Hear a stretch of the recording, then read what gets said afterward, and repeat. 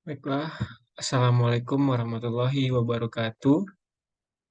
Perkenalkan, nama saya Muhammad Ryan Putra Jovan, NPM 6204064 dari Prodi D4 Logistik Bisnis.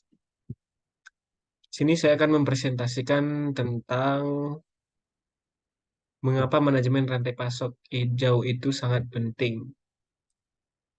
Manajemen rantai pasok hijau adalah pendekatan yang berfokus pada peningkatan keberlanjutan dalam kegiatan rantai pasokan melalui praktik-praktik ramah lingkungan.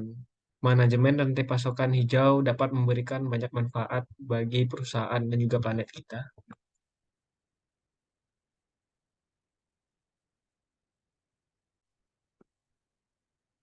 Definisi manajemen rantai pasokan hijau. Manajemen rantai pasokan hijau merupakan integrasi dari strategi bisnis yang berkelanjutan ke dalam seluruh proses rantai pasokan. Tujuannya adalah untuk mengurangi dampak negatif terhadap lingkungan melalui penggunaan sumber daya yang lebih efisien dan praktis bisnis yang tanggung jawab. Selanjutnya ada keuntungan dari manajemen rantai pasokan hijau.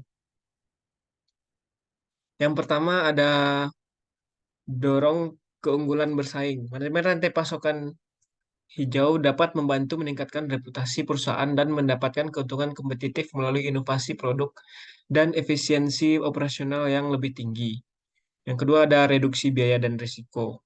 Dengan mengurangi penggunaan sumber daya dan limbah, perusahaan dapat menghemat biaya operasional dan mengurangi risiko yang terkait dengan ketergantungan pada sumber daya yang terbatas.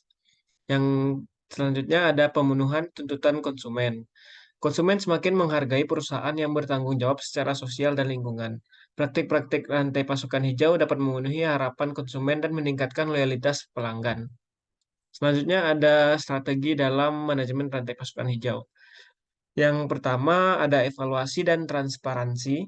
Itu dengan cara melakukan audit secara teratur untuk mengidentifikasi risiko, menilai kinerja menilai kinerja lingkungan, dan mengkomunikasikan informasi transparan kepada semua pihak yang terlibat dalam rantai pasok. Yang kedua ada kolaborasi dan keterlibatan. Itu bekerja sama dengan pemasok, mitra bisnis, dan pemangku kepentingan lainnya untuk menerapkan praktik bisnis yang bertanggung jawab secara sosial dan lingkungan. Selanjutnya, ada inovasi dan penghematan.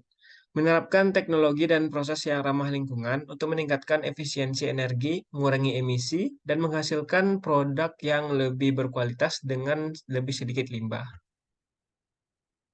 Selanjutnya, ada tantangan dalam penerapan manajemen rantai pasokan hijau. Yang pertama ada sinergi dengan pemasok. Yang kedua, yang pertama sinergi dengan pemasok. Itu menjalin kemitraan yang erat dengan pemasok dan bekerjasama untuk meningkatkan praktik bisnis yang berkelanjutan. Yang kedua ada mengukur dan mengelola kinerja. Itu dengan cara mengembangkan metrik dan proses pemantauan untuk mengukur dampak praktik rantai pasokan hijau dan mengelola kinerja secara berkelanjutan. Yang terakhir ada keandalan dalam keamanan dan keandalan rantai pasokan. Itu mitigasi risiko terkait dengan ketergantungan pada pemasok tunggal, kejadian bencana alam, dan ketidakstabilan politik yang dapat mengganggu rantai pasokan.